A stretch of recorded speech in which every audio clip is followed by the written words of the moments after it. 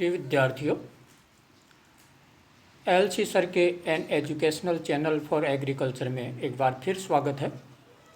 हमने जेट की तैयारी के लिए एक नई श्रृंखला शुरू की है जिसमें पाठ्य पुस्तकों के प्रश्नों को शामिल किया गया है। पिछले वीडियो में हमने अध्याय नंबर 1 और 2 से संबंधित सभी प्रश्नों पर चर्चा की थी। आज हम अध्याय नंबर 3, 4 और 5 के कुछ प्रश्नों को शामिल कर रहे हैं। आशा है ये सभी प्रश्न आप लोगों के लिए काफ़ी फ़ायदेमंद और उपयोगी सिद्ध होंगे। तो शुरू कर रहे हैं प्रश्नों की शुरुआत।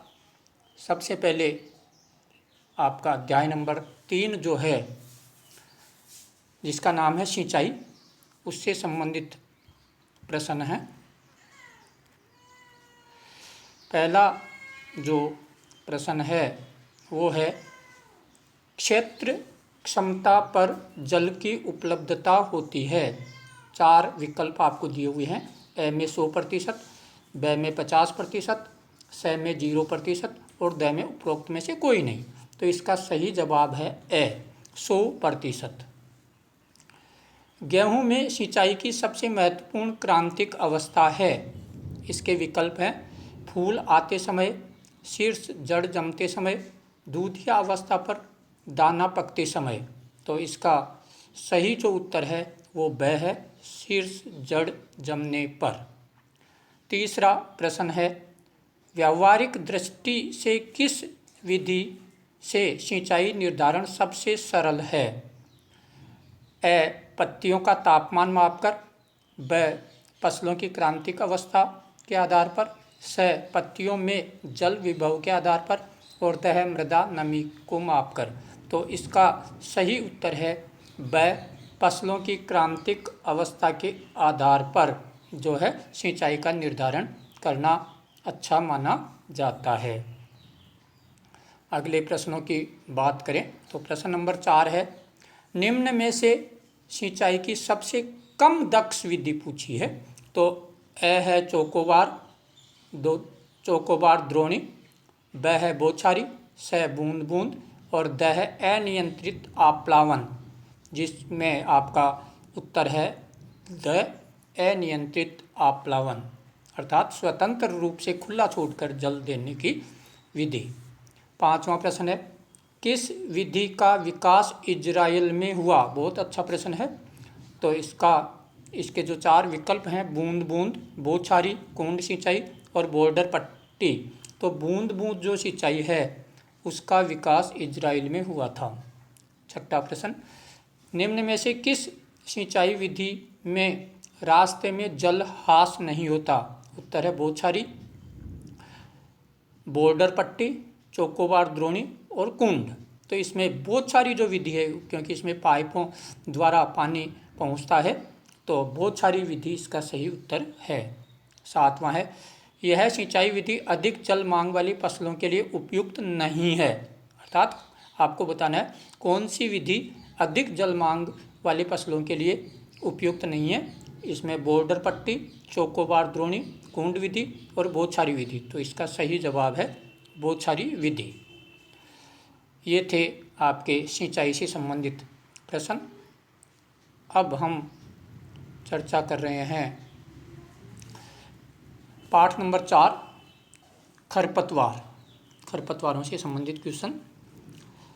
पहला प्रश्न है, सरसों के तेल में किस खरपतवार के मिलने से ड्रॉपसी नामक रोग होता है।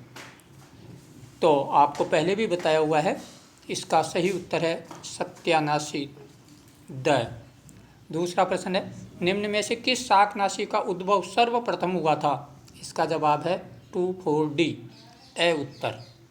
तीसरा प्रश्न, निम्न में से किस खरपतवार का प्रजनन वानस्पतिक विधि से होता है। तो मोथा, इसका प्रजनन वानस्पतिक विधि अर्थात ट्यूबर्स के द्वारा होता है। चौथा, निम्न में से कौन सा जैव अभिकर्ता गाजर घास नियंत्रण के काम में आता है। तो इसका उत्तर ए है, जाइगोग्रामा बाइकोलोरेटा। 5वां प्रश्न, निम्न में से कौन सा शाकनाशी सोयाबीन में खरपतवार नियंत्रण हेतु प्रयुक्त किया जाता है? इसका जवाब है इमेजिथापायर। और अगला प्रश्न है, निम्न में से कौन सा खरपतवार द्विबीजपत्री है? तो सही जवाब है अमरेंथस विरिडस। अब चलते हैं 5वें पाठ में, जिसका नाम है ड्राई फार्मिंग या शुष्क कृषि। इसका पहला प्रश्न है, हमारे देश में कुल शुद्ध कृषि कितना प्रतिशत क्षेत्र वर्षा पर निर्भर करता है? तो सही जवाब है 58%। दूसरा प्रश्न है, मृदा में नत्रजन स्थिरीकरण में सहायक है। तो आप जानते हैं कि दलहनी जो फसलें हैं वो ही नत्रजन स्थिरीकरण का काम करती है। तो गेहूँ, मक्का, गन्ना ये दलहनी नहीं है, तो उड़द इसका सही उत्तर है। तीसरा है, भू परिष्करण का मुख्य उद्देश्य मृदा की भौतिक दशा सुधारना, वह है मिट्टी की जल धारण क्षमता बढ़ाना, मिट्टी जैव अवशेषों को बढ़ाना, खेत में वायु संचार बढ़ाना। तो इसका सही सटीक उत्तर है ए, मृदा की भौतिक दशा सुधारना। चौथा प्रश्न है, सामान्यतः प्राथमिक भू परिष्करण किया जाता है। ए उत्तर है बीज की बुआई से पहले, बीज अंकुरण के बाद, उपयुक्त नमी होने पर, कटाई के पश्चात। तो प्राथमिक भू परिष्करण है वो बीज की बुआई से पहले ही होता है। तो इसका सही जवाब है बीज की बुआई से पूर्व।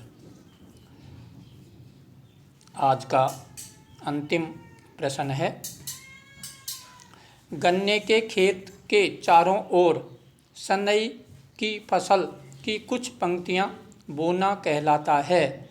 इसका सही जवाब है रक्षक फसल। तो ये थे आपके पाठ नंबर 3, 4, 5 से संबंधित। अगले वीडियो में हम पाठ नंबर 6 से संबंधित प्रश्नों का अध्ययन करेंगे। कृपया चैनल को सब्सक्राइब करें। धन्यवाद।